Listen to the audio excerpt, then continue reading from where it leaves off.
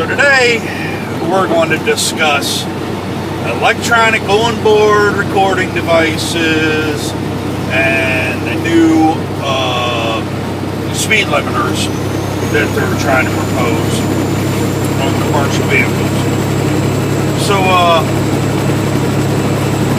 my first thought on both of these is that both of these proposals are endorsed by the ATA, the American Trucking Association, which primarily all your members are the big carriers, the JB Hunts, the Swifts, the CRST, all these companies that have slow, governed, reckless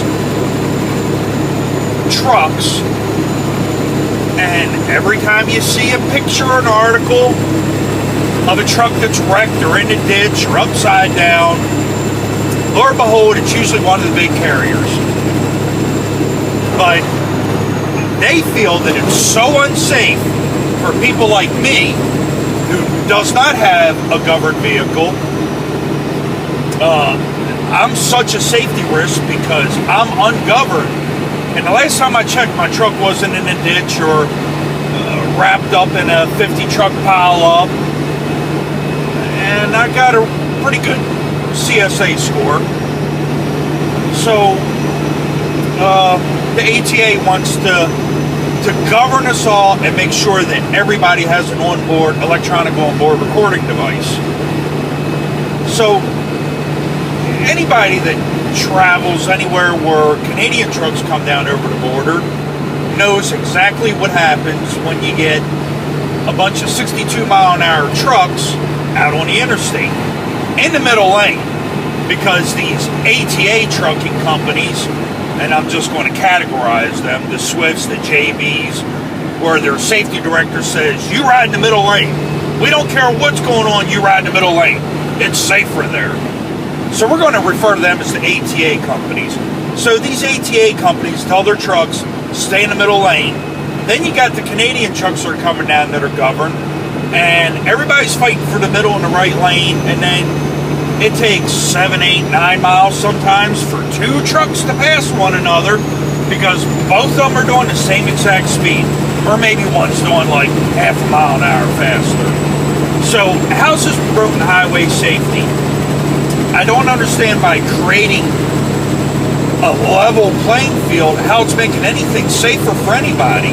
I read one statistic the other day that said that imposing a speed limiter, and this was by a government study, I forget the exact article I picked it up from, but quoting a government study that governing all the trucks will reduce fatalities by 20 people a year. 20 people. Let's see what else they put regulations on. Drugs, guns, and look at all the people that are getting saved there. But let's go ahead and cap all the trucks off at 67 miles an hour so we can save 20 people. They can't even find a 777 Boeing jetliner that went down with 240 people on it. But governing my speed is going to make the world safer. But let's break it down even further. The reason that the ATA companies want to level the playing field is because if all the companies have the same governed, underpowered, mundane, tedious bump a dock every 8.5 hours on our schedule protocol, then none of their drivers are going to leave. Why would I want to leave Swift if I go over to CRST and my work schedule and ethic is going to be exactly the same over there? So that whole governed truck speed to save 20 lives is a crock. It's bullshit. So that gets us into electronic onboard recording devices, black boxes, whatever you want to call them. Basically, it's going to peg where you're at, if your truck's running, your GPS location, track how many miles you went, yada, yada, yada. Okay, so if you're trying to crack down on on the renegade truck driver when 80 or 90% of all the drivers on the road are employed by ATA companies. Then that just means the ATA is trying to come after the last little bit of desirable trucking jobs that are left out there. But let's say they make me put an EOBR on here. And there's already technology out there that you can circumvent a governed truck undetectably, either with a mechanical device or with an electronic device. So then they're going to get into these, put this black box in your truck, and it's going to run on some operating system because it'll have to be uniform, and they'll pick an operating system like Android or iOS that is widely known and people are familiar with, and they can design a program, yada, yada, yada. And then, just like the iPhone, you'll find somebody that'll be able to jailbreak it. Or they can get into that onboard recorder and give you a fake GPS location. Or you're going to put a kill switch under the dash. Or you're going to do something for these 10% of the trucking population that isn't ruining the industry. And it's going to force people that want to work not to be able to work, or some guy that works for 4.5 hours and spends an hour loading and it's screwing his clock up. He's going to force himself to try to take another 6 hours off so he can call it a break and get up at 8 o'clock at night and then try to run till 5 in the morning, which, if you're not on a set schedule, then you're screwing yourself. Anybody knows that if you're take me for instance, I usually get up at 9 in the morning and I usually run till about 2 or 3 in the morning, depending on how many times you got to load or unload and yada, yada, yada. So I'm on a set schedule. I've been on that set schedule for 15 years, and it's just the way I work. Now, if I got some electronic log saying, okay, in 3.75 hours, you're going to have to shut down, and it turns out to be at 8 o'clock at night, I can tell you at 8:30 I'm not going to be going to bed, because my clock, my internal clock's saying, no, you're supposed to be working, So I'm going to wind up screwing off for the next 5 hours, and then getting to bed, and sleeping for 4 hours, then getting up and being tired, and then I'm going to have to go fight the morning rush hour, groggy, yada, yada, yada. It's just this whole thing is a bunch of crap, and the ATA is behind it all, and all these ATA companies, and at the end of the day, we're going to save 20 lives.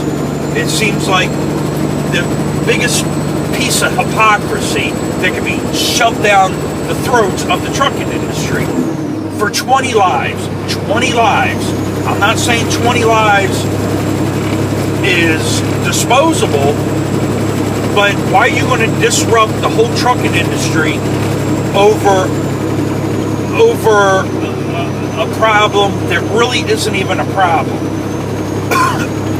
Everybody I talk to, and I talk to people in the ATA companies, down to the owner-operator, to the small fleet operator, and nobody's screaming that they're having a problem with governed speed or they're having problems with their logbooks. And if you do happen to be with a carrier that is running you illegal, isn't it your own personal responsibility to find a job that's better? If your CDL isn't clean enough to get a better job, then maybe the writing's on the wall. Maybe you need to get out of the truck till your CDL is clean, then get back in. So I'm really getting frustrated with these ATA companies trying to ruin the trucking industry just to level the playing field. Because I don't want to haul cars for 48 cents a mile just because JB Hunt's getting 48 cents a mile.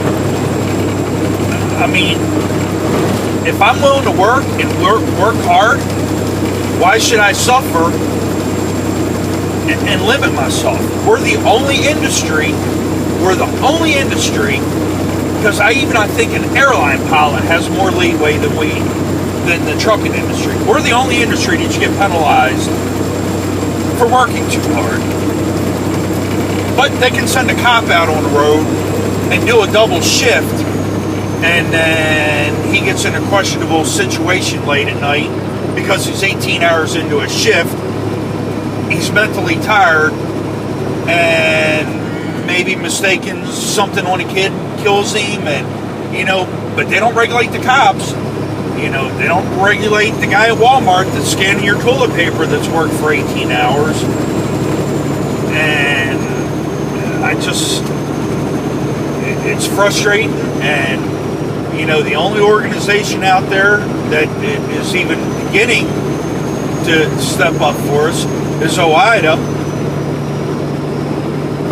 And OIDA, by ranks, is not a big outfit. I mean, I remember they got 400 and some thousand or whatever. But 400 and some thousand, we'll call it 500,000, isn't going to put a drop in the bucket when you put it up against all these ATA companies. And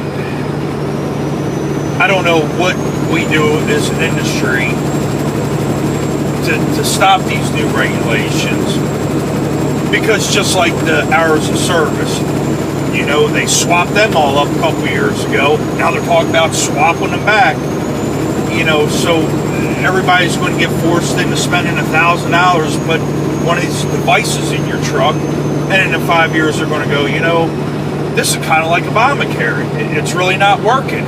We thought we were going to reap all these benefits by saving 20 people's lives a year, and in the end, all it's going to do is create havoc, create price increase on products that we're transporting, whether it's your cereal, the tires on your car, or the car you're driving. All for nothing. All for an industry that I've been in my whole life that I feel is pretty safe. I've never been forced to do something where the public safety was put in jeopardy. And it's my responsibility to say no if it does happen. So,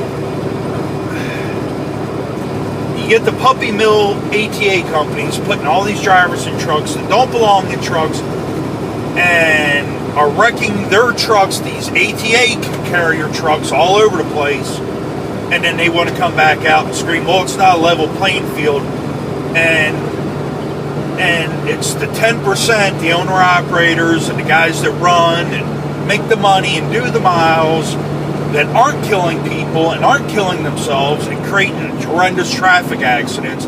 Let's penalize them because we hired a bunch of dumbasses that don't even deserve to be a dumbass freight hauler.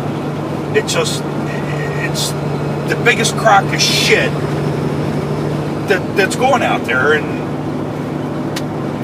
I'm just bitching. I really have nothing else to say about it. I'm just going to go in circles. So think about it, and I guess the best of luck to all of us, because we're all fucked. Be safe out there, and see ya.